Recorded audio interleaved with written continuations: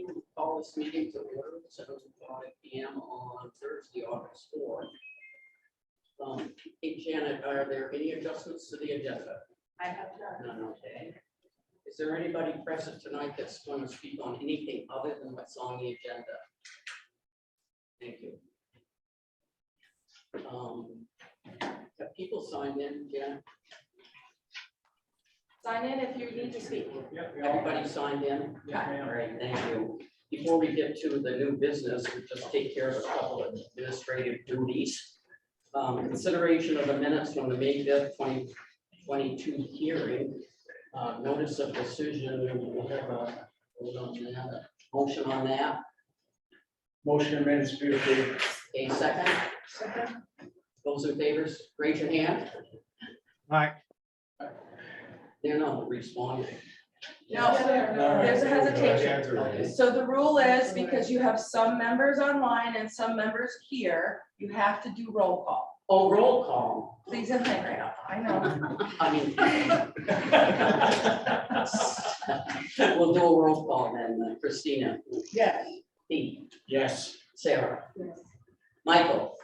Yes. David. Yes. Jessica. And You're muted. we couldn't hear her. She's muted. And I say yes. So the motion carries and the decision is approved. The second one would be the minutes from the meeting of May 5th, 2022. Is there a motion on that?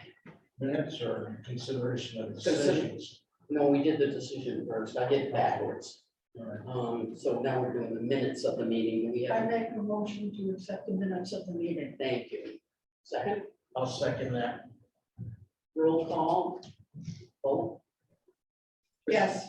Pete, Yes. Sarah. David, Yes. Michael, Yes.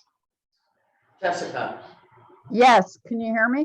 We heard you this time. Okay, great. Okay. New business. Salvador Matano. Okay. Is that how you pronounce your last name? Salvatore Matano is actually our former bishop. His name is still on Okay, the roll, but I'm Father Pat Foreman. okay. Trustee of the St. Monica Parish Charitable Trust, 6 West Street, seeks approval to demolish an unused single-family home with garage and install fencing a minimum of 8 feet for a play area where the school with site plan. Change of use, conditional use, and design review overlay district approval in the MU-1 zoning district. And I would, are you the only one that's speaking to this application? I may. You are as well. Could you state your name, please? Susan Posbat. Okay. And I need you both to raise your right hand. You swear the testimony you're about to give is the truth, the whole truth, and nothing but the truth? Yes. Thank you. Leah, And would you ask them to come up front? yes, it would be nice if you could come up front. A little hard to hear way back there.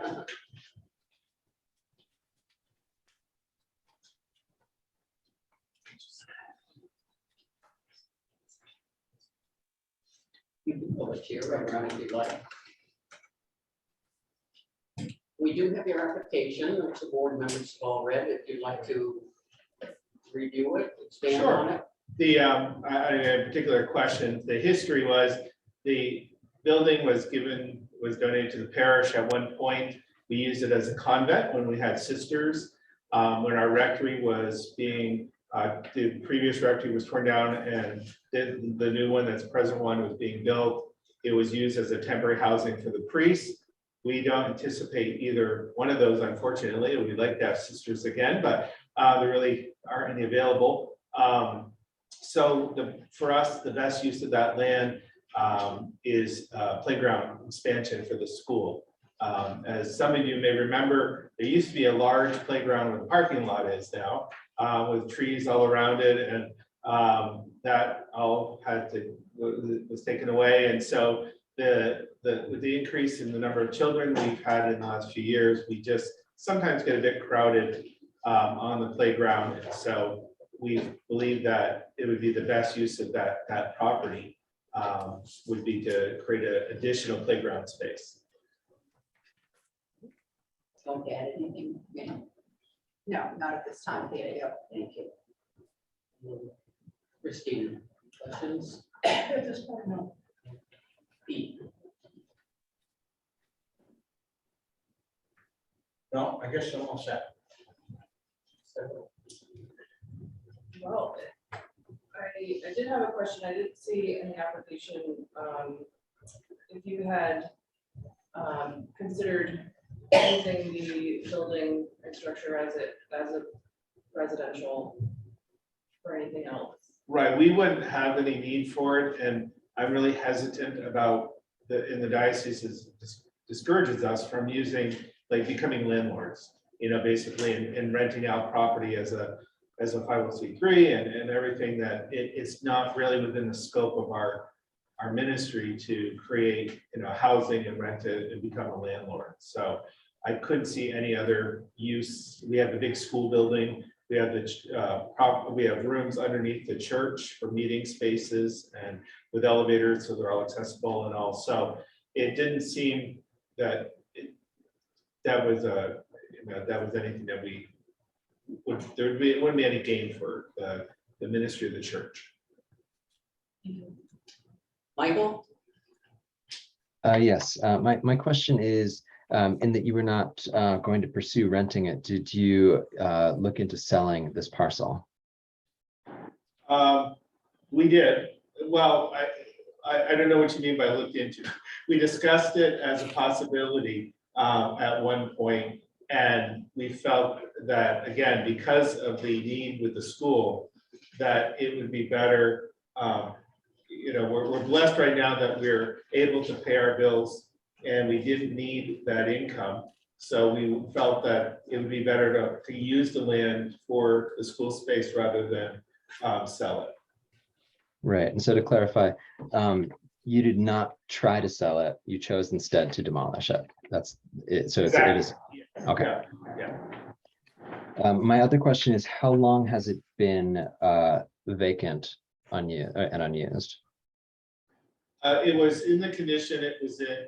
It's now, so you would have been 18. It was during the winter. The house was empty after the new rectory was opened up, and there was a situation where nobody was in there, and so nobody's moved in since. So it's 2018.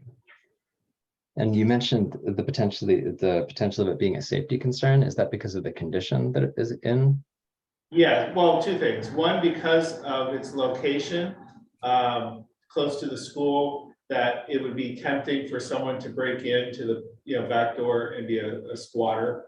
There are neighbors on two sides, but they're obviously not watching the house all the time. So I was concerned about break-ins or people squatting there and getting sick or hurt or something, because if there's no electricity, there's no water. So that was safety, I thought. And also it's, I didn't want any of the children trying to go exploring as well. So I prefer just to take it down, because I don't know, out of curiosity, they would go in and see if, what's it look like in the old rectory, and then, get hurt. So the safety concern is predominantly because it has been vacant. Yes. Okay, thank you. Just to expand on what Michael just said, has there been any problems with the house since it's been vacant? Not that I know of. We've tried to take down trees that were a problem. One of the neighbors asked us to prune some of the trees. We have a right of way that it goes to one of the neighbors, and we try to keep that as open as we can for them. And they asked us if they could do some stuff, and we said yes. And so that's, but there hasn't been any other. I guess I would like the opportunity to go and view the property itself, but I've been out of town, so I couldn't. And I don't mean any disrespect to anybody, but there's certainly places in Barre City that are in worse shape than the one we're talking about now. And loss of housing is of concern to the city, as you well know. I understand that. So if it was a structure that could be rehabilitated in some way, just my comments. Well, part of the problem with rehabilitating that and renting it out or selling it is the close proximity to the school and the safety of the 150 children that are currently, or 125 to 150 that are currently enrolled, because they do play right there. And so that is certainly a concern. And I understand that, but there also are other property residences close to that, is there not? Yes, There are. that are, yeah, in good That are shape. presently Right, that are in good shape. And I was concerned about, given, I have no idea, because we said we didn't pursue it, and the way the house is broken up and the relationship with the neighbors with the right of way, and then we own an adjacent property, that the actual footprint is not very big. And so anybody who, I don't know if anybody were to buy it and wanting to work on it, or take it down to use the land to build something, new, that I don't know what their actual footprint would be, because the property now, on the one side, there's a set of trees near our garage, and I know that the owner or the tenant of the house on one side, he claims those trees are his. So I know that if you grant us his permission, we will have to do a survey, because I want to keep good relations with our neighbors. Then in the back, they have a fence that they've put up that comes up against ours. So if you saw the property, you would realize it's not as big as it looks on paper. But I said, for us, it'd be big enough for a playground, I think, a little playground for some of our kids.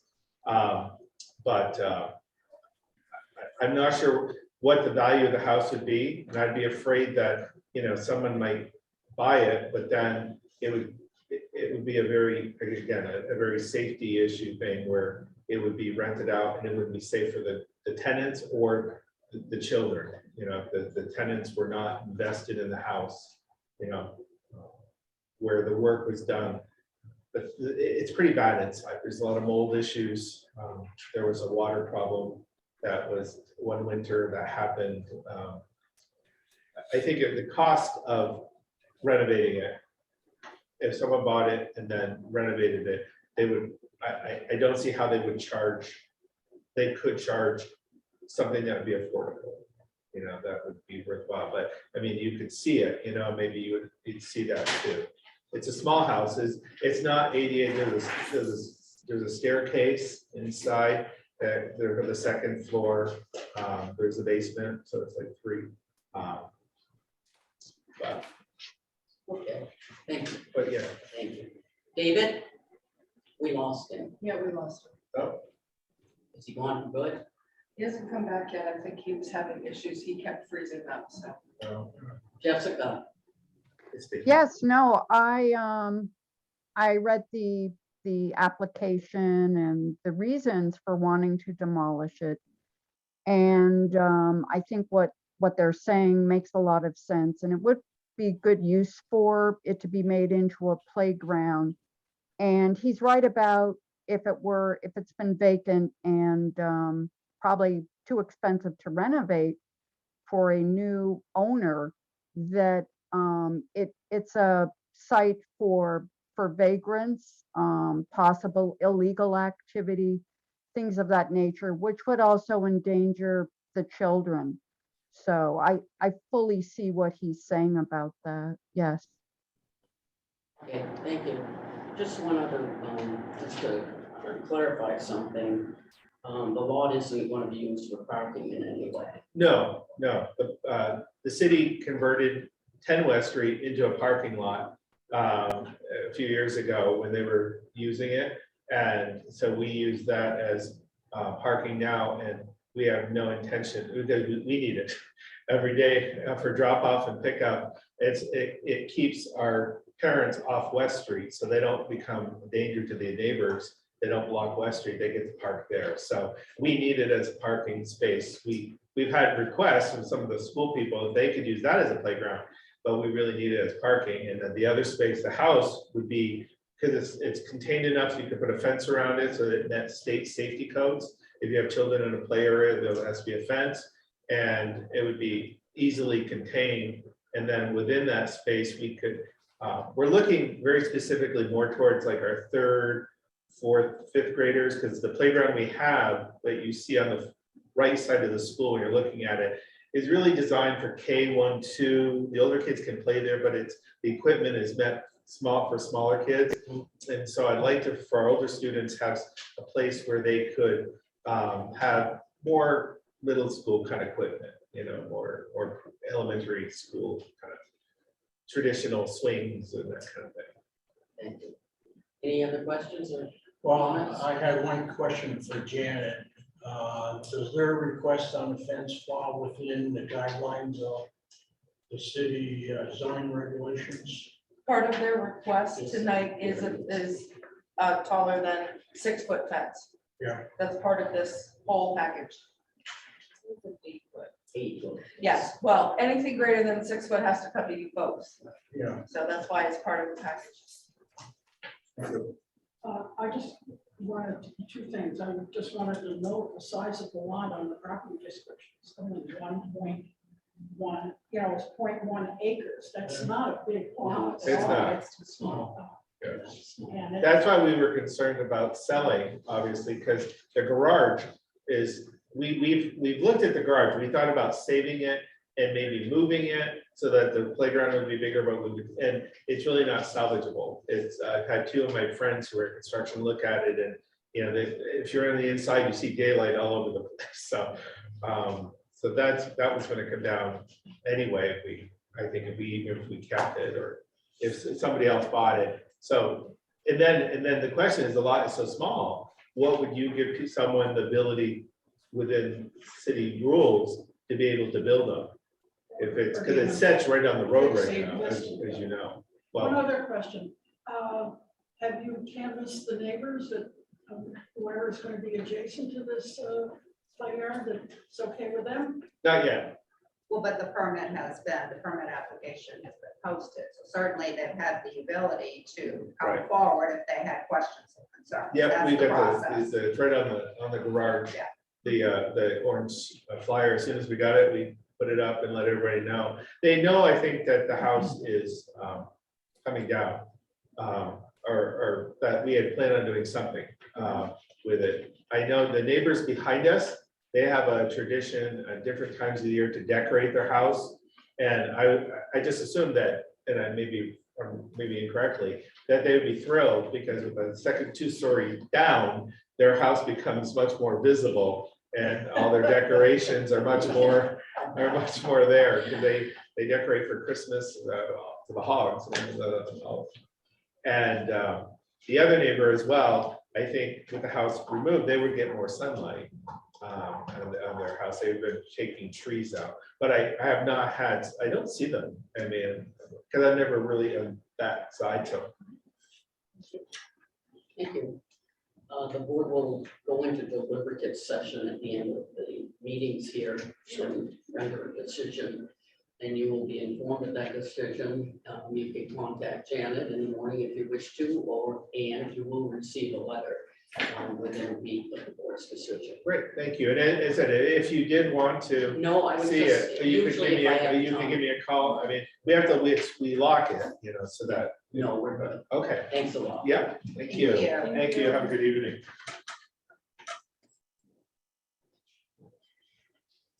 Okay. Second item, Barre Opera House in the city of Barre, 6 North Main Street. Seeks approval to install lighting on the North Main and Prospect Street facades to aid in awareness of the Opera House events and street safety. Minor site plan review and design review overlay district, historic overlay district approval, and the UC-1 zoning district, AE flood hazard area. And who do we have speaking on that? I'm Dan Casey, I'm the director upstairs. Yeah. Ron Cohen is with Vincent Lighting, he's helping us out with the project, and David Singleton, and he's more board members. Okay, And I do need you all to raise your right hand. You swear the testimony you're about to present is the truth, the whole truth, and nothing but the truth. Thank you. And if you would kind of squeeze around this table up here.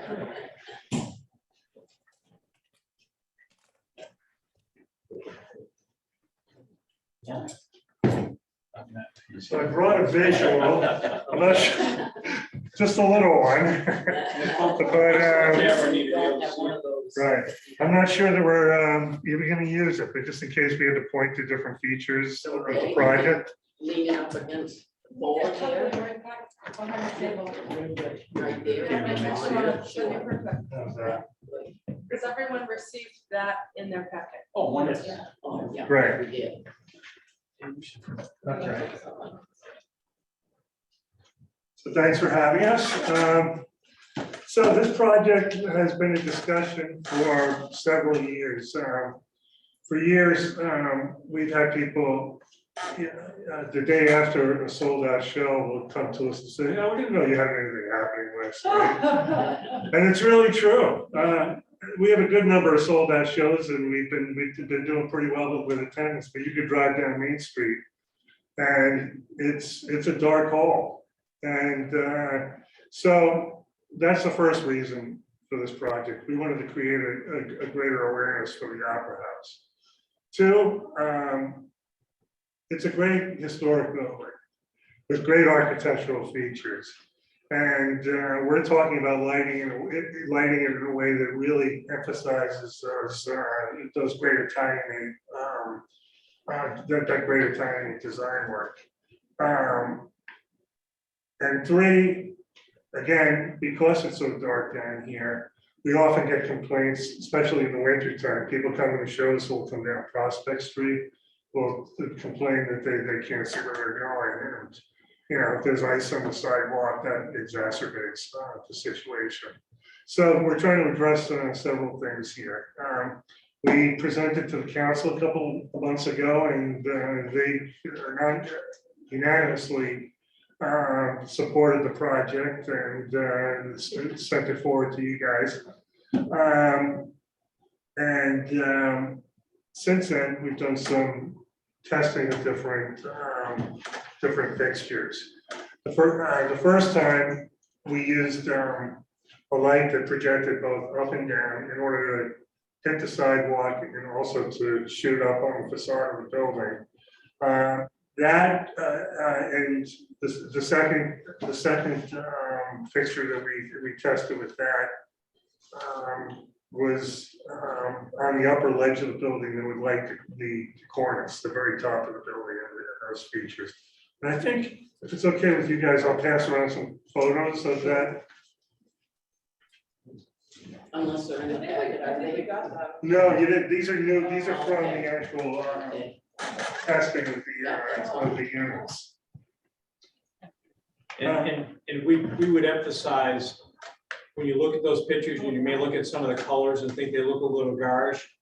Those instruments were all in test mode, so they were cycling through all the colors that they could produce. And they were all at 100% intensity, and they're all LEDs, and they're all infinitely adjustable up and down. So look more for the amount of light coverage and how they look on the building as opposed to the actual color or the intensity of the light.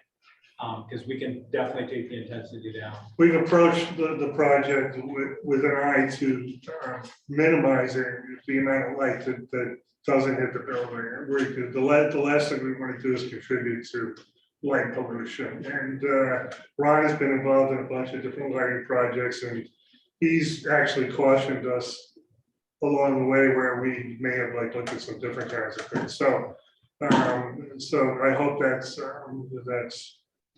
something you want to hear. So these are the lights at the top of the building that you're showing here now.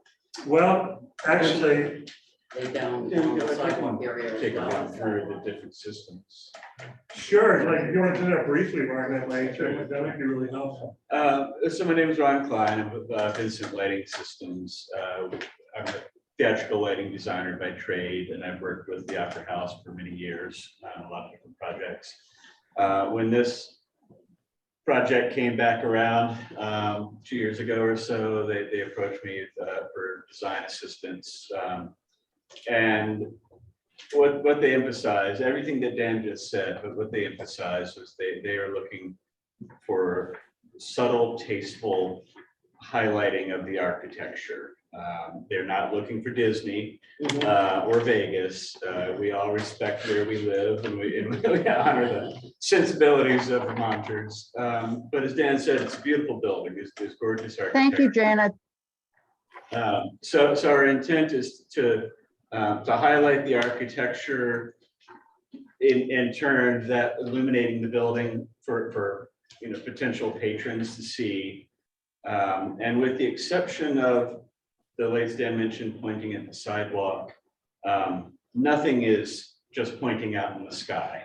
There are no globe fixtures that are just spilling light pollution. They're all focused exclusively on the building. So the only light actually emitting from the building is what's reflected there. So the approximately three systems that we're looking at that you're seeing pictures of, there's a row of very, very low profile linear LED fixtures that run around the ledge, the upper ledge, pointing up and highlighting the cornice work. That's a huge architectural feature here, cornice, and that will let potential patrons see the building from pretty far. The next to go with that, you can't really see it too well here, but on the columns of the building, we have smaller LED spotlights that graze up the brickwork, again, to just accentuate the architecture, define the space somewhat. In tandem with those, at those same locations, we tested a slightly larger LED floodlight that just washes the sidewalk. It'll raise the stone at the bottom some, but the intent is to illuminate the sidewalk, make it safe. Last couple of little bits, we have some specialty LED tape lighting. Everybody sees in their kids' dorm rooms these days, that type of professional grade. To highlight the architecture over up here in the arch, and to backlight the stained glass window in here. I believe, last but not least, are some very tiny little fixtures just to light up the Barre Opera House flag right there. I believe the last thing, it wasn't noted, or you mentioned the Prospect and Main Street sides, but in our last test, we also we looked at a fixture to replace the globes on the back of the building facing the parking lot. The existing ones don't do much, but just kind of puke light out. So the fixture that Dan mentioned, where we have one that grazes the stonework going up to just kind of accentuate the building, and in the same fixture, a downlight to provide some safety lighting on the sidewalk down there. And I should add too, that was not part of our original plan. When we went before the council, they actually requested that we, That's right. look at the back of the building as well. Makes sense. Thank you. Michael? Are you calling on for a question? Yes. Okay, great. Yeah, so I have, let's see. I have a question about timing first, about the scheduling of the lights. As you probably know, under the ordinance, there's some scheduling constraints that say, hey, turn off the lights after after business. I'm curious if you have a plan in place for that. I didn't see it in the designs. Sure, you want to take that? That's a great question. There is included in the system design relatively sophisticated central lighting controller, which lets us fixture by fixture, area by area, control the intensity, the color, and the timing. We can include time of day scheduling, calendar-based scheduling, and astronomical scheduling, so seasonal, in other words. So yes, all of those zoning restrictions for time will be built into the programming. I'd like to add something to that too. When I went to Janet's office the other day, she said, well, what are we gonna do on nights when we don't have shows? And I've always seen this as something that would happen every night, maybe a little bit more subtle on a regular basis. And what that will come down to is an agreement, if you guys approve this, an agreement between us and the city on what that look is gonna be on a regular basis. Might be a little bit different on show nights, but I would love to see, something subtle and tasteful that's there every night. Yeah, maybe, but I definitely am not involved in the enforcement, but my understanding is that there's some flexibility in terms of how business hours are defined, and I agree with you, that can be worked out. I just wanted to have that for my understanding, and you've answered my question. And you partially answered my second question in advance, which is about the lumens output. And so there's kind of two things that are controlling that. One is, I'm not sure that our ordinance really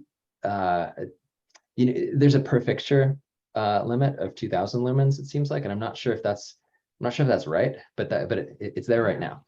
And simply because obviously fixtures there are so many different kinds of fixtures, and with LEDs, they can take up a lot of physical space now.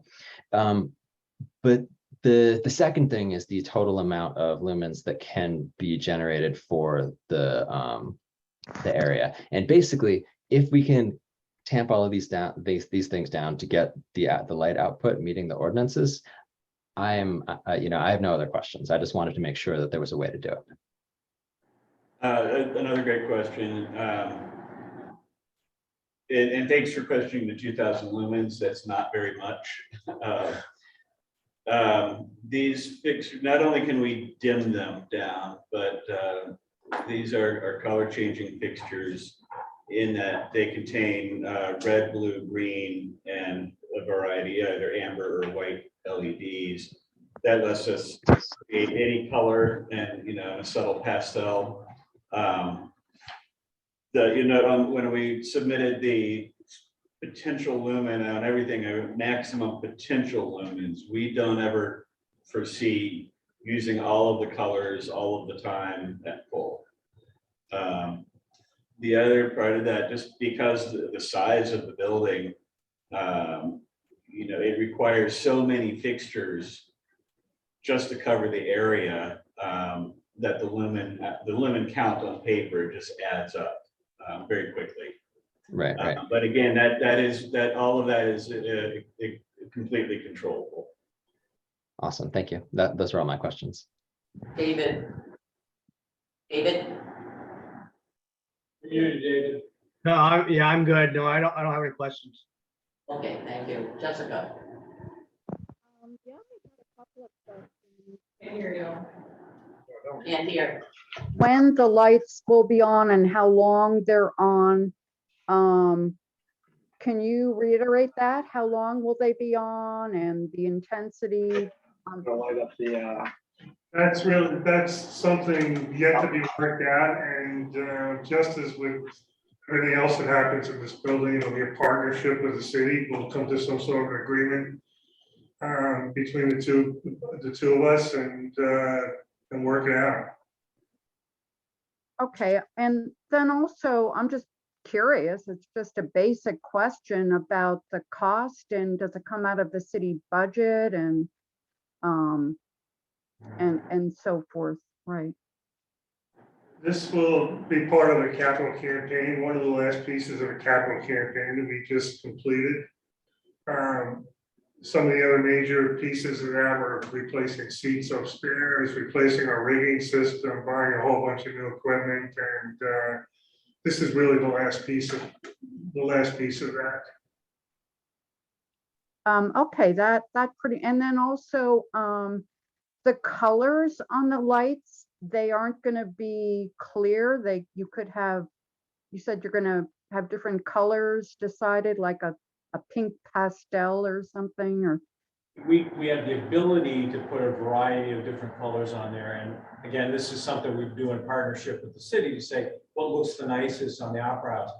it might be that on the 4th of July, we want Oh, to have okay, yeah, red, white, and blue up there for the evening, or a little on more colorful, so you can St. Patty's vary it. Day for the Irish people, if we'll put the green up. Right, I see The what you're Italians, saying. right, we're gonna have to bring up the Italians. You know, Well, I hadn't considered this, but Steve McKenzie, we were talking about the lighting project right before you left. And he said, you know, Dan, one of the things that you guys haven't talked about at all is that, you know, during the Heritage Festival, for instance, this would be like, that would be like a perfect backdrop for everything that's happening in the park, you know, so. right. A lot of uses. But overall, it'll probably be a conservative, more conservative, clear color, except for those special occasions that you mentioned, perhaps. You can change the color is what you're saying on the lights at the Not only change the color, but the saturation, so it can be a pastel and not necessarily a DQ all the time. Okay, Jessica. Sarah.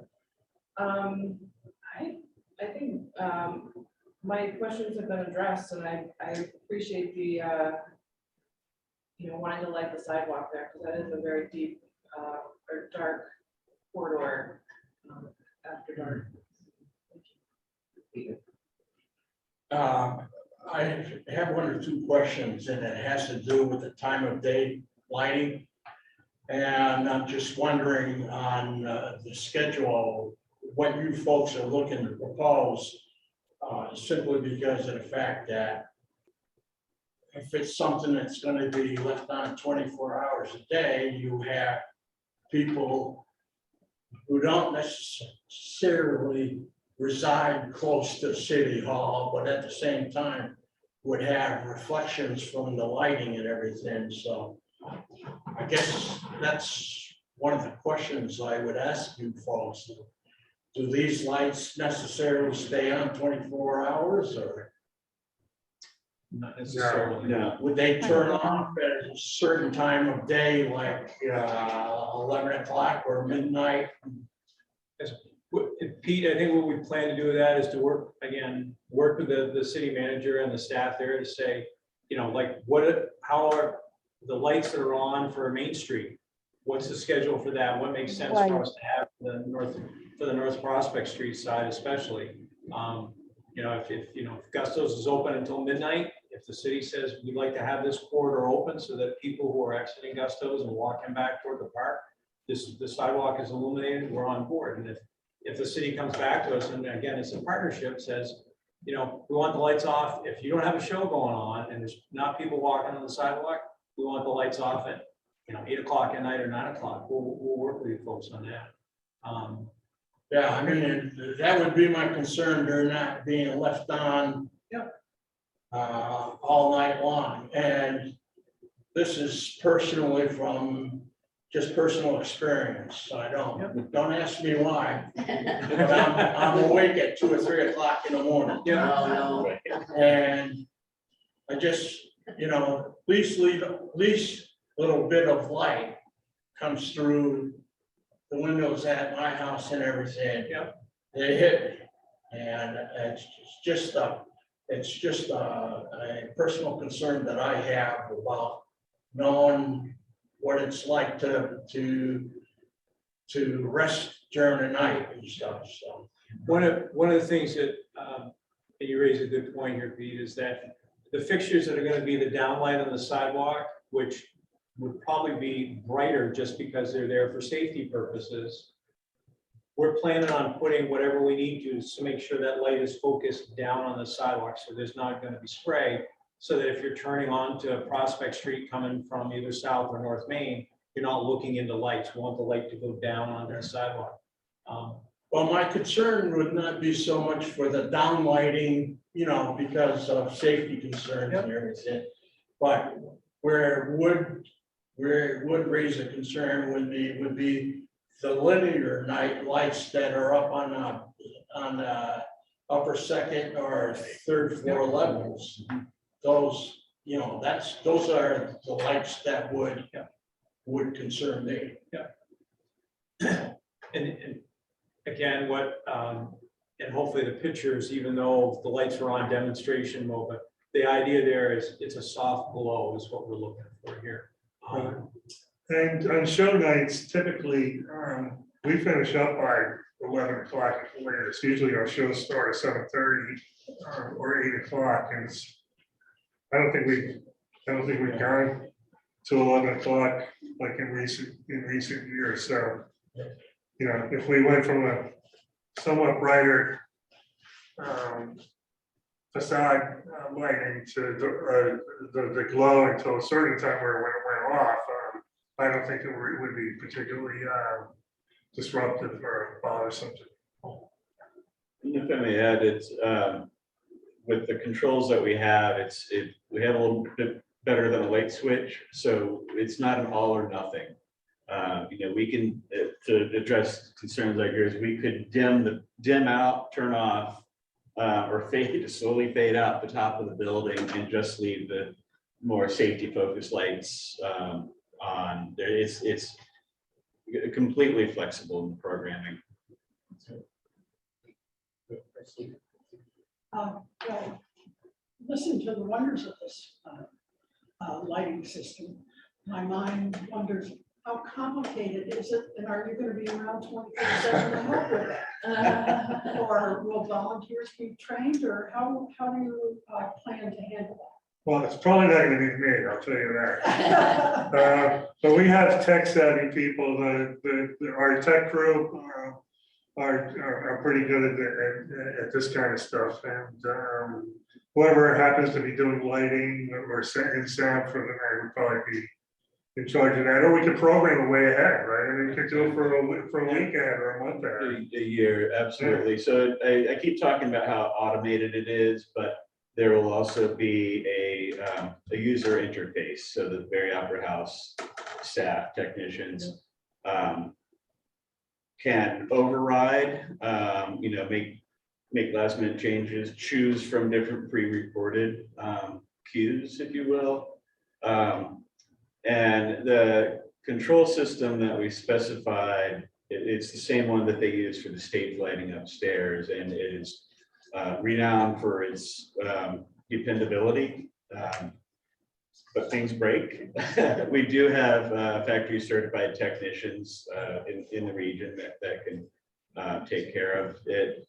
We also have the option, thanks to the miracles of the internet, for our technicians to work on the system remotely any time of day. So if the system is the same as indoor lighting, it would be an easy transition for indoor people to be doing the outdoor.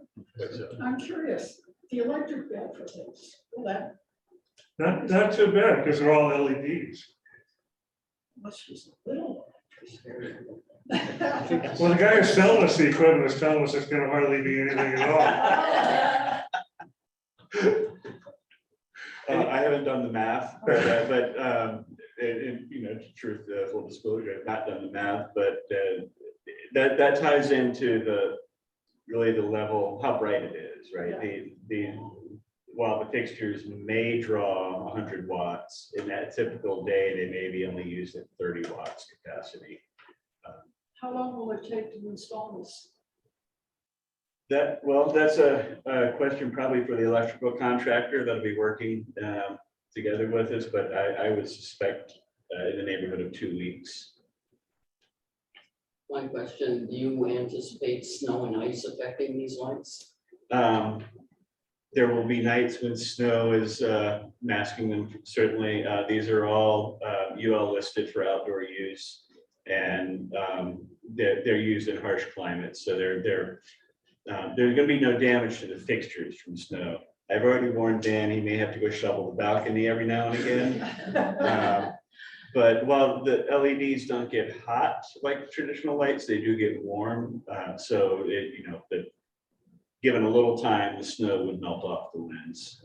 They won't be out for the whole month of February. Okay, good. Pete, you had a follow-up? Yeah, I just have one follow-up question. That was because of an item that you mentioned during the course of our discussion here about the system that you want to install would be a state-of-the-art system. Over time, things change. organizations change, people come and go, and everything. How user-friendly is this system? The, among the friendliest, this particular manufacturer, they don't just hand you a paper manual. The system will come with training by a factory technician. But as well, they have a 24-hour, 7-day-a-week field service hotline. Who not only can help fix things, but can help users. So it's about as user-friendly technically as they come. And then it's up to us as a point, fingers pointing at myself, when we program the system to make the programming as user-friendly as possible. I mean, you folks may be here and help install it and everything, but 5 years, 6 years, 10 years from now, there's no guarantee you're gonna be here. So So. not for you. So I just wanted to ensure somewhere along the line that there's some aspects of the system that are user-friendly. There's, so having technical people to do the work that we do at the Opera House is absolutely, I mean, we're constantly working with new folks and bringing new people online to help to do that stuff. And again, when you work with a reputable manufacturer that has all this stuff available online, the training process, yes, it's something you got to stay on top of. I mean, your car right now could not probably be repaired by a mechanic of 30 years ago that hasn't kept up with the technology. Yes, that's something we got to do, but it's something we understand and we'll make sure it happens. Thank you. Thank you. Michael had his hand up. I don't know if he still wants it up. Oh, it's okay. I was just gonna say that it's not our problem whether it's hard to maintain or not, because if they can't make it meet the ordinance, they'll turn it off. So. Incentive. Okay, if there's nothing further, as I stated previously, the board does go into deliberative session at the end of the meetings. Render a decision, you'll be notified, you can call Janet, or a letter will follow up anyway. Thank you for being here. Thank you for Thank your you. time. Good to see you. Good to see you, Michael.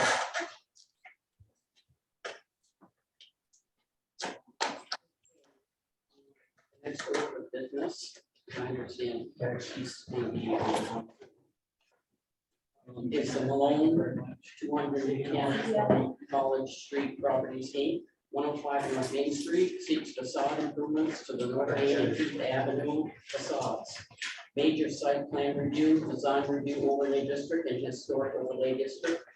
Approval in the UC-1 zoning district AE flood hazard area. And who do we have speaking on this project? I'm Jay White, I'm the architect. Okay, thank you. Okay, would you raise your right hand, please? Swear the testimony you're about to present is the truth, whole truth, and nothing but the truth? Yes. Thank you. Go ahead. Okay, probably if I just share the screen might be best. Can you make it so I can share? You make it larger? He can share that. I need to have you share my screen from the host. No, I have screen sharing on, so if you just click screen share, you can put on your. Okay.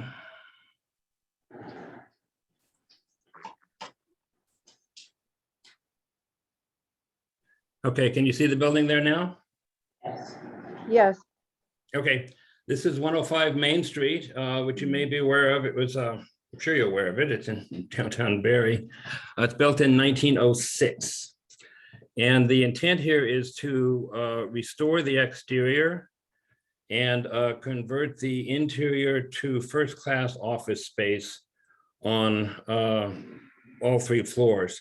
When the building was built, the downstairs was retail, the second floor was offices, and the 3rd floor was a 2-story dance hall that had a beautiful skylight lighting the stairway area of that dance hall. And it had these very tall 10-foot high windows.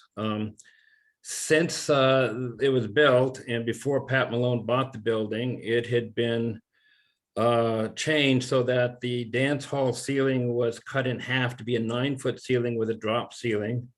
And that cut through all of the windows that you can see in this photograph. The ceiling was dropped to this point. And all of the windows were removed and they were replaced with one piece of single pane glass. And then an exterior triple track storm screen system with just the glass, not the screen, was installed the exterior to give the appearance of a double hung window, but it really was just a fixed glass inside. All of the interior windows were removed, destroyed, and their cords were cut. So the intent here is to replace the windows with a Marvin a window that has been approved by the Division for Historic Preservation. We did review all of this work with Caitlin Corkins on site. She enthusiastically endorsed the project. And so I'd like to explain to what's planned for the project, both inside and out. I think you're mostly concerned about the exterior, but I'll have some thoughts about all of it if you want me to continue. I'll just continue. If you have questions, just interrupt me, okay? This is just for the exterior. Can you hear me okay? I'm not getting anyone to respond. Yes, yep. Okay. Yes. Janet said it was just for the exterior, just. Okay, well, we did find a historic photograph, which was this one, which we think was built shortly after 1906. And we used this to investigate what was underneath this metal facade that we'd like to take off. This sign band was added. The whole first floor was modified. And we would like to remove the sign band, and we were researching what was happening underneath it. And we found that it had these columns with these ionic scrolls on the top in this photograph. But when the building was nominated to the National Register in 1976, it reports that the columns were Doric and not Ionic, which indicates that perhaps that had been removed. So we did some further research and we found that in fact that is the case, and the Doric part of the columns were still left. You can see this is a piece behind the metal facade that we took off to see what was really there. We also found that the cornice was much thinner, as you can see here, and was not used as a sign band.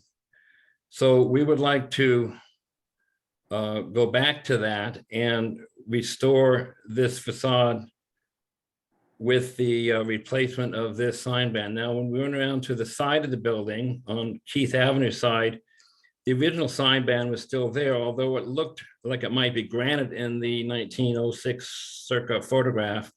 We found that most all of this sign band, all of it was basically wood, and we suspect what happened is the carved Ionic scrolls of the original capitals were probably rotted and just destroyed.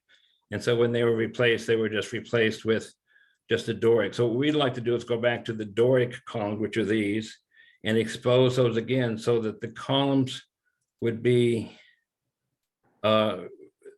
this top column would be exposed on all levels, and the sign band would be below that, and the entablature then would be restored as it was originally.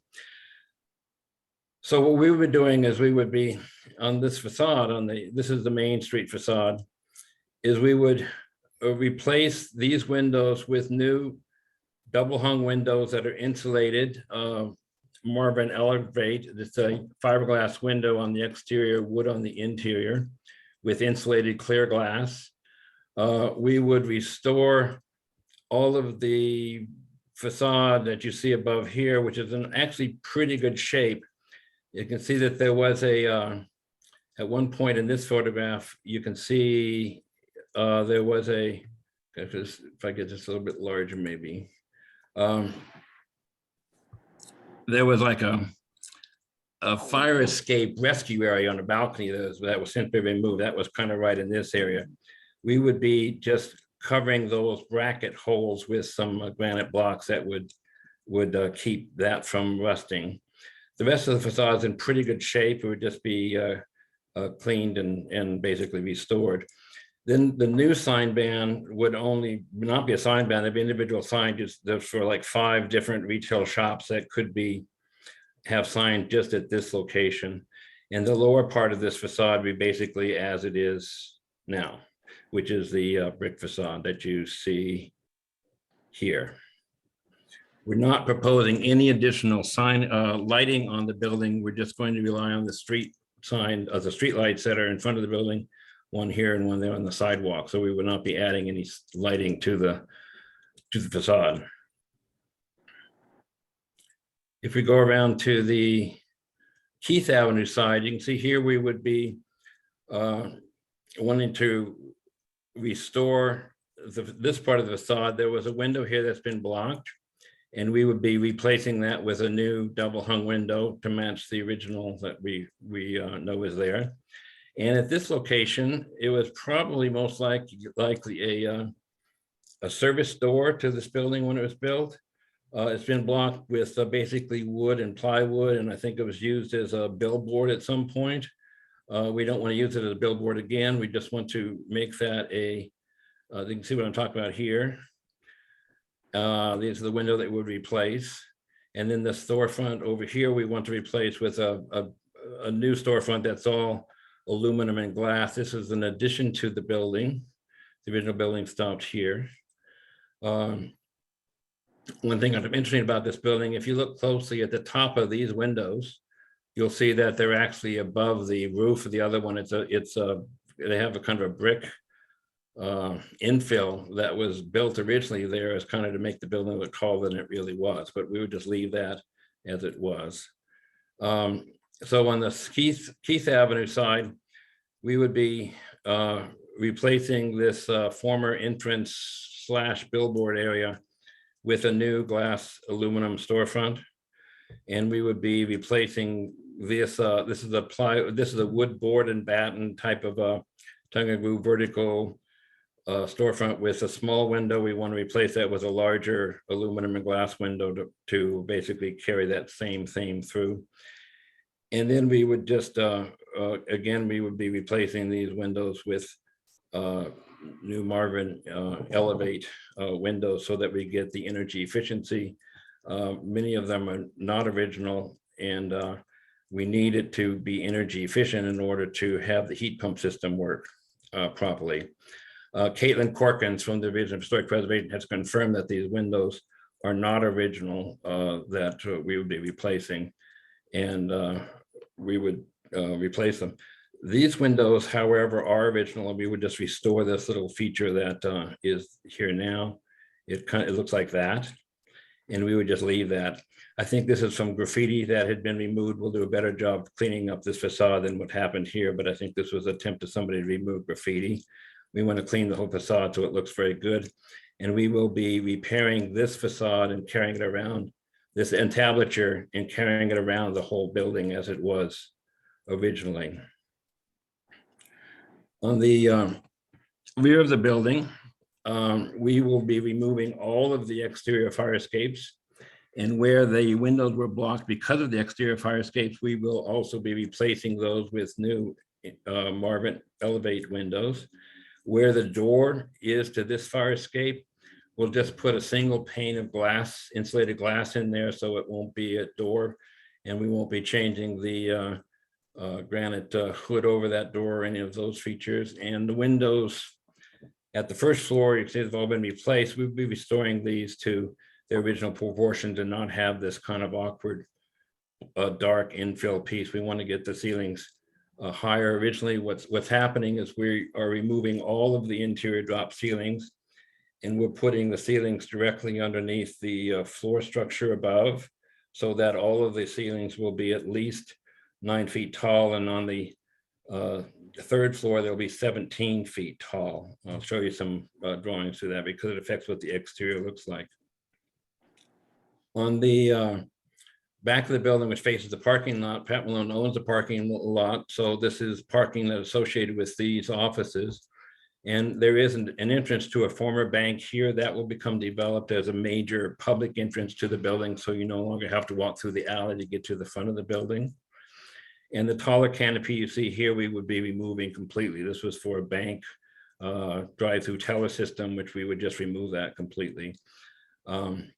The heat pump system will have all of their air handlers on the roof set back from the edge so you can't see them. And there will be no exterior wall mounted mechanical features. All of it will be interior. The interior is quite exquisite. If you go in the main entrance and you can see where we took out the panels of a drop ceiling with fluorescent lights. You can see underneath is a very beautiful natural wood beamed ceiling. I'm glad they didn't remove it when they dropped the ceiling, but we're going to restore that ceiling with its original height, original finishes, and just repair that varnish. So it'll be quite elegant, I think. When you are just going to go briefly on the exterior, on the interior, because it affects what happens on the exterior to some extent. This is the floor plan of the first floor, mostly as it is now, but we will be keeping the main entrance where it is. But we will be adding another entrance back through here that will lead to the elevator, which will be replaced with a new elevator. We will also be bringing a stairway from the second floor to the first floor to replace the exterior fire escapes that will come down through here and go out one of the existing doors that are already there. So we're not changing anything as far as the footprint of the building, other than removing the added on canopy that I told you about over here. When you go to this third floor, the dance hall was in this area, and the stairway had been blocked and enclosed to be a fairly dark stairway. We want to open that up again so that it will become a much larger, bright atrium type of a space. And we needed to do that in part to get the exit to the stairway separated. This is a second exit. One of them is here, and we need to get the other one more than a third the diagonal distance away from the first one. So before there was an exit here, they didn't count as two exits. So by bringing people around this side, we're now able to meet that code requirement, which has been approved by the fire marshals. And then we will be replacing the existing skylight that's above the drop ceiling with a much larger skylight. It will look basically like this. You can see that okay? It's a, see if I can get that a little bit bigger.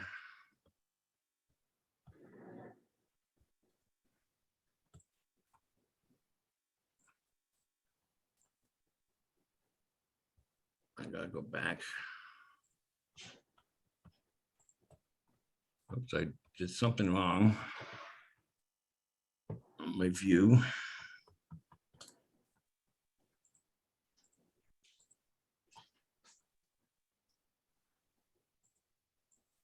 Let me just reload this if I can. I'm going to stop this share and open it again because I've got it locked in and I won't be able to continue with it. So let me just reshare.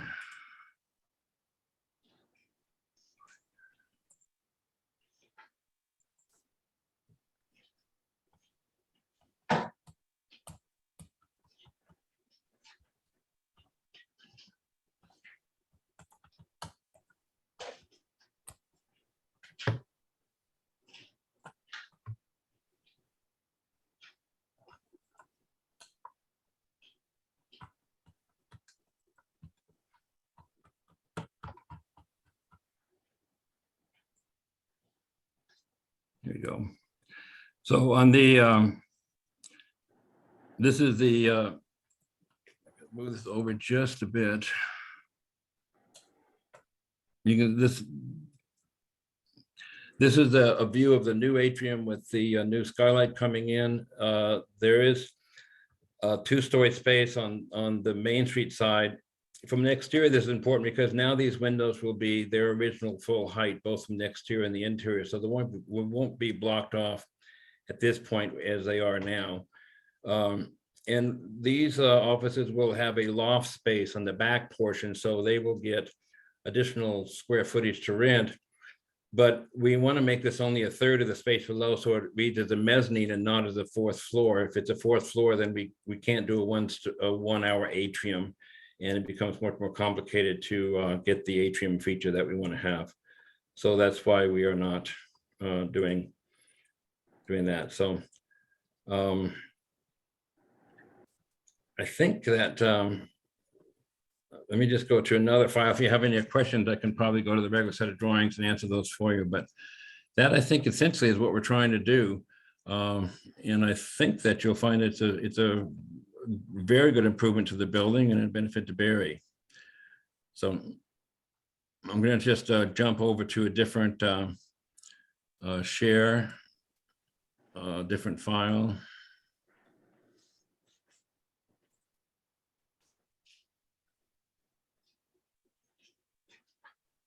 And did I catch that? Are you seeing the new drawings or is it not? No. Okay, I don't have it on there then. Let me get that for you.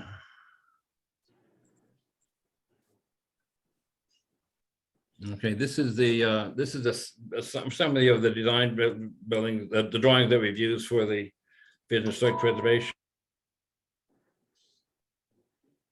Yes, we have that in the packet.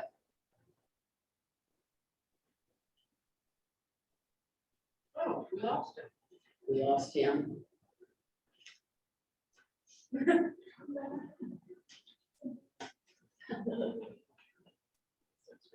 he go? He cut himself off. I think he accidentally He did. terminated his connection. So you gotta sign back in or? He better. If you folks have questions for him, he's gotta be here to answer them. Yes, I know. Oh, dear. Boy, the technology's nice.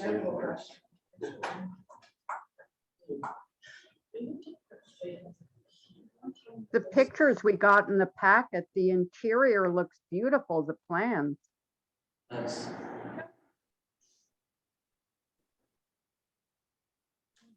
It's on the second floor some years ago. I didn't know there was an elevator. I haven't done in that building. Hopping up those stairs is somewhat of a challenge. With bad knees. Is that building part of what was Goodfellas? Yes, yeah. That's what a bike shop is too, right? Correct.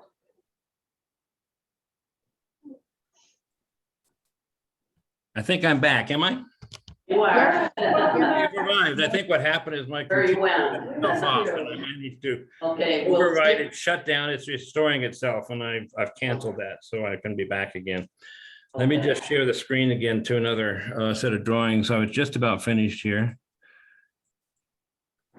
This is the set of drawings that basically explains the plans and elevations and everything, and I'd be happy to answer any questions for you. I think this is a little bit clearer perhaps as a summary. But that's what we're trying to do to get the approval from you folks for the exterior facade renovations we want to do. Okay, thank you. David, do you have any questions or comments? David? No, I'm good. No, it looks really nice. I think it's gonna be a good improvement. Thank you. Jessica? The pictures we saw, it looks, the interior and the exterior, it looks beautiful. What is the total estimated to be the total length of time to complete the project? And on the, what are the, I'm sure you would be following the proper procedure regarding the safety of passersby and vehicles, et cetera, while you're doing your reconstruction on that? Yes, of course. The schedule is to, I mean, the project is under interior construction now. They were able to get a demolition permit in the beginning of the year in January to do the demolition work. Then we got the building permit, I think, in early May to do the interior renovations that are underway now. The schedule is to complete this project by the end of the year. Wow. Exterior. It's moving quite along now, but you don't really notice it too much because it's all focused on what's happening on the interior.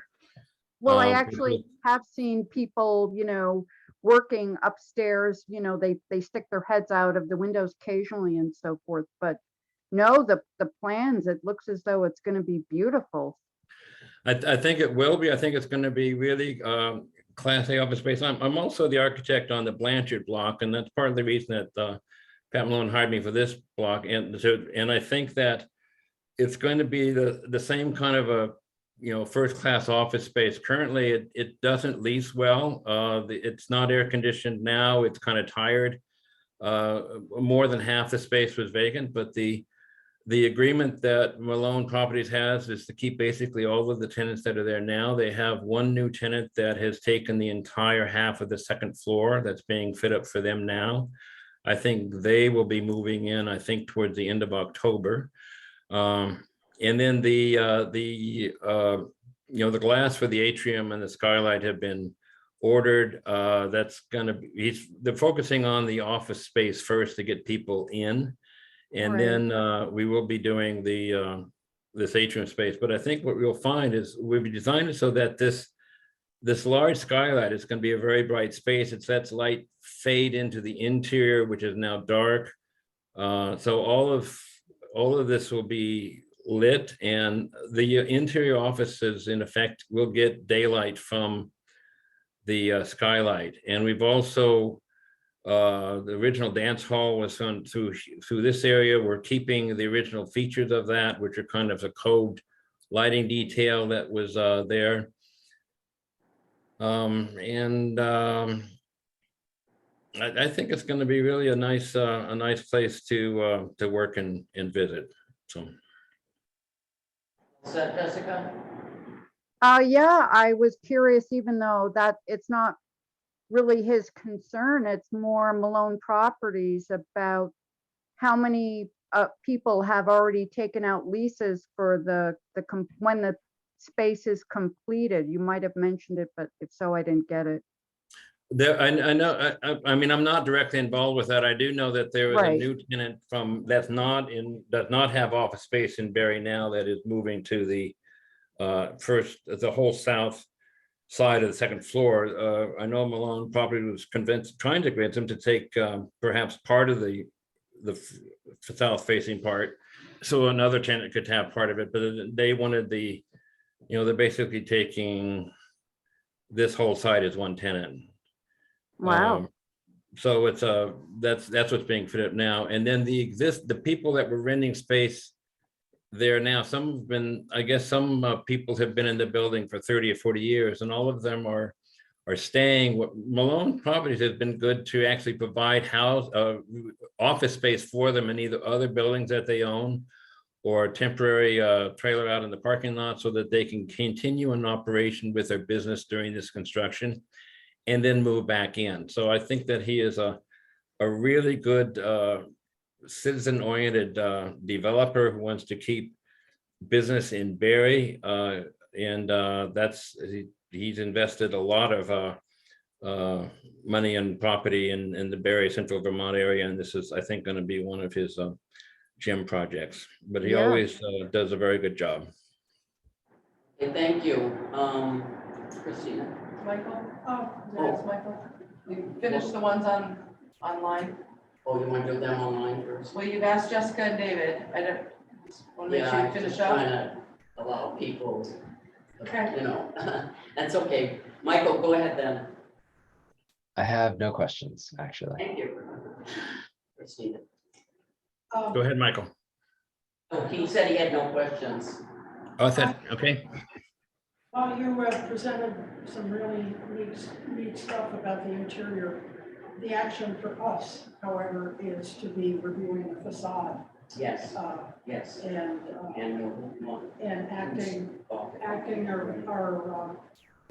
acting upon the facade question. This is just a side. What's down in the basement? The basement is below the floodplain, so he has made an effort to move instead of having the boiler that's down there now in that area, it would become removed completely, so it will not be burning any fossil fuels, and all of the heating and air conditioning will be done with heat pumps that are mounted above that space. There is not a full basement in the entire building. Part of it is slab on grade, and it's only a partial basement in part of it, but there currently is no use intended for the basement, primarily because it is not above the floodplain. And the elevator then is just first to second floor and back? The elevator goes the first, second, and the third floor. Yeah, it does now, and it will in the future. Originally, there was the dance hall in this whole top part here. And then there was a 4th floor built in part of this, which I think might have been associated with the dance hall functions, but we've eliminated and taken the floor out of here as well, so that we can get the full tall space for the whole thing. And we don't want to have 4 floors because it changes the whole system of exiting and access by the elevator and all of that. So it's basically 3 stories. The 3rd story has a loft and about a third of the front half that has very tall windows. You can see as the building steps back, it gets shorter as it goes back. It's not as tall in back as it is in front. So like this is the 3-story section in front here, and this is the 2-story section, and this is the 1-story section back here. It just kind of steps down. So it's a little bit misleading. It's more grand on the Main Street and Keith Avenue facade, but it drops in the back. It's not as Thank you. not Thank as you. large.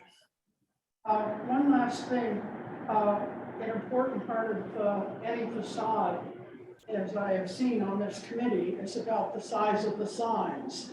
And you just have generic on here, retail signage and logos.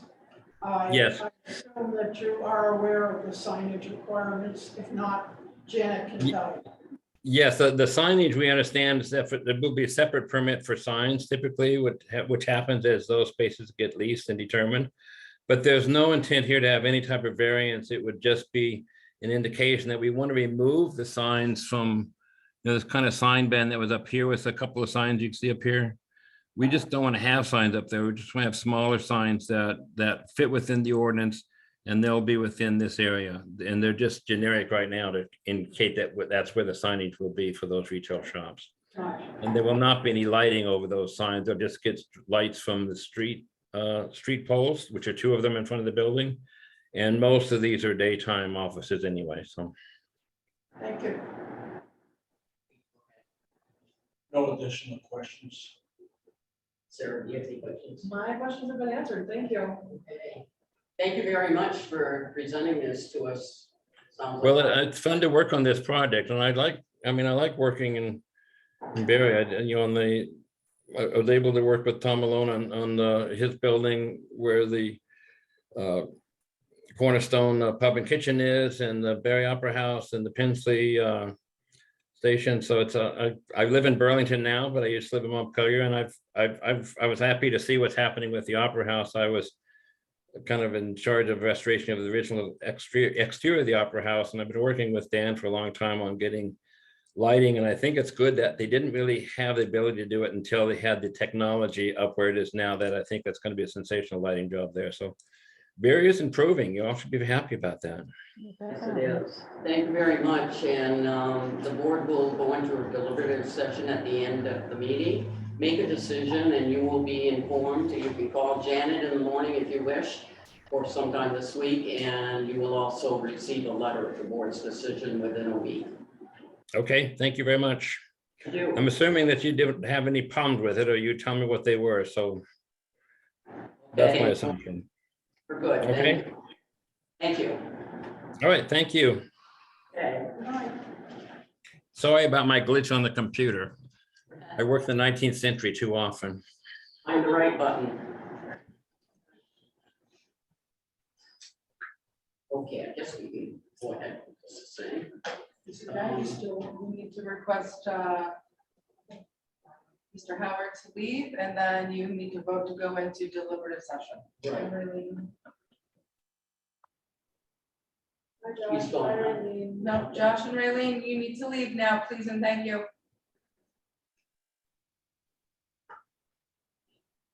You're going. There we go. Okay, I will entertain a motion to go into deliberative session. So moved. I second that motion. Okay. Raise your, no, roll call. Michael? Yes. Yes. David? Yes. Jessica? Yes. Christina? Peter? Yes. And Sarah made the motion, so the motion is accepted and approved, and we will go into deliberative session.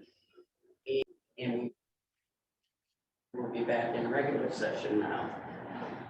Okay, motions. Motion for the first one, the St. Monica Parish. I would make a motion to deny the application to demolish. Second. I'll second. We had a second, David, David thank you can have though. it, David can have it, that's No, fine. that's okay. There's a delay online. so- Yeah, okay, Who's gonna take it? Have You any, can you can have it. no, Christina, would you want some kind of there's a, caveat or message to them that the board summation was that not enough effort was put into the feasibility of rehabbing the building? Or did we just say? or that they should further explore the possibility of renovating, selling, I mean, or should we just say no? Yeah, The motion is to deny. If you approve denial, his decision will just say denied. And then they likely will ask me why, and it will be the same explanation that I gave to Mark Nicholson years ago when you denied demolition of the L&M Diner. that's Is right. not enough information. Okay, Okay, okay, so the motion on the table is to deny the application, and you seconded it? David, David, Michael seconded it? David. David, David, don't you let him, okay. David second. Okay, so David second, okay. Your vote, Christine? I vote in agreement with denying. Okay, so you're no.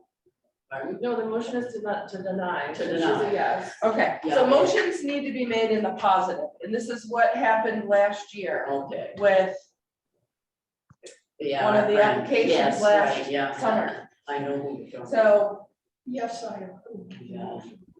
Did I make it appropriately in the affirmative? I mean, what do you do, how do you expand on that? He made a Yeah, so motion if to your deny the motion is application to as deny, presented. and it's yes to deny, no to approve. All right, we'll leave it at that. So, thank you. So Christina, you are a Yes. Yes to deny. yes. Thank you. Who's next? Go ahead. Well, Michael made the motion, so David. I'm seconded. also yes to deny, yes. Okay, David? Yes. Jessica? Jessica, Jessica, Nay, I think it should be approved and, yep, so you're voting to approve? against denying. So Okay. nay. Okay. Pete, well, now she's got me confused because there was two positives and a negative, so. In essence, and there, if Jessica's vote is a negative, then. Against it's the obviously- motion to deny. If you want to, the motion was put forth to deny it. And so if you say yes, you agree to denial. If you say no, as I did, you are saying that the application should be approved. yes, that's what I gathered. So we have two no's. Two positives and one negative. About three. Got three positives, Michael, David, and Michael, one of you. David, and Christina. Oh, Well, okay, I wasn't counting Christina's vote, I was just counting the board members that are there on the screen. Yeah, So Michael and David's votes were positive to deny. right, Jessica's was negative right, to not approve that motion. right. Okay, so, And she already said that she was doing it. so Christina. So I want to approve it, the application. Wait, yeah, never mind. Got it. Okay, and I Christina, would yes. vote, Michael, yes. David, yes. Jessica, no. I would vote to deny. I'm voting yea on the motion. Sarah, you're a yes. Linda, you were a, I would deny. you're a yes. Pete, did you give an answer and I missed it? No, No, and she said she was denying, Sarah is still. So you're saying no. Right? Even, yeah. Two. You're voting no or no.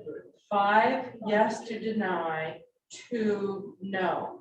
So the motion carries 2-2. deny their application to demolish. Exactly. Okay. Too, correct, yeah. Okay, the Opera House. Motion on that application. I enter a motion, we appro- David. Sorry. Go ahead, David. Go ahead, no, David, go ahead, go ahead. I'd enter a motion, we approve the application as permitted. Second that. Okay. I second it. No, it already has been, Jessica, that's what I don't know. Oh, okay. It's already been seconded, thank you. Okay, Michael, your vote, Aye, yes. David is an aye. David? Yes. David? Okay, Jessica? I approve. Christina? I have a question. I am a supporter of the Upper House and I supported to their capitalist campaign. Should I be recusing myself? My It's really understanding, a little too late to recuse at this point. Oh, also, I think under the conflict of interest policy, you're fine. I mean, unless you're getting money from the Opera House. I don't see a problem with that. Pete? I approve. Yes. And I approve. It's unanimous. Unanimous. And the Malone properties. Motion on that one? Approve. No, make the motion, Jessica. A motion to approve. I'll second. As presented. Expand a little bit on that, just say the motion is approved as presented, or application is approved as presented. Jessica? Yes, I approve, right. Yay. Okay, is there a second?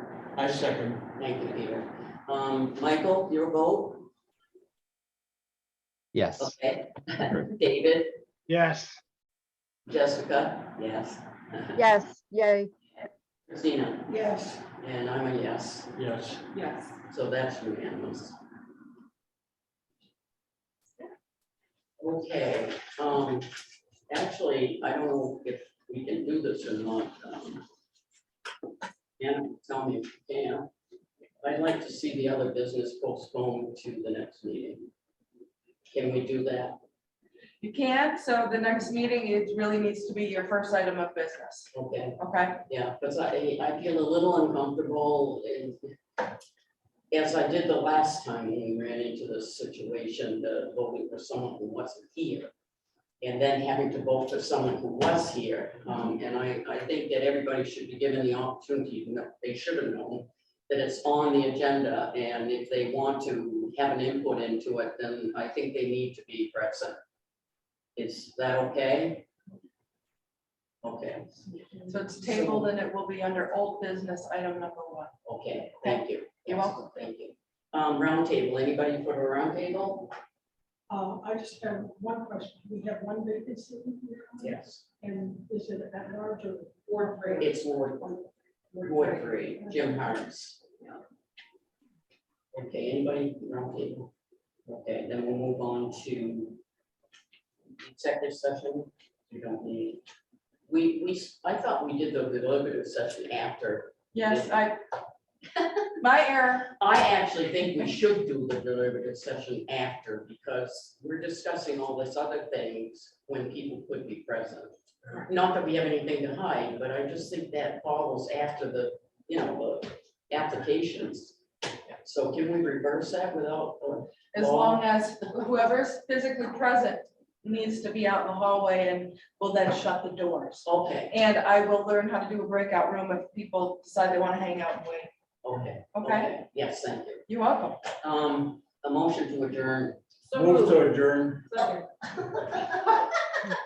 Let's not all get too excited here. Okay, we have a motion, Peter made, and you seconded it? Sure. Okay, Michael, Yes. David, Yes. Jessica, Yes, and if I could add, although you're taking account, I wanted to say to Katrina before we cut out that she looks great. she does. I told her she should keep her hair like that. Thank you very much, Jessica. Christina. You're welcome. Yes. Okay, Peter. Adjourned. We're adjourned. Thank you. Thank you, Janet. Thanks. Have a And good I night. don't have anything yet for next month, so Let us- We'll just have election. You never know. Let us finish this summer. All Well, right. Janet, Thank you, for everyone. hand delivering the work. Yes, you're She had to welcome. mail mine. Good night, everybody. Oh. $3. Night.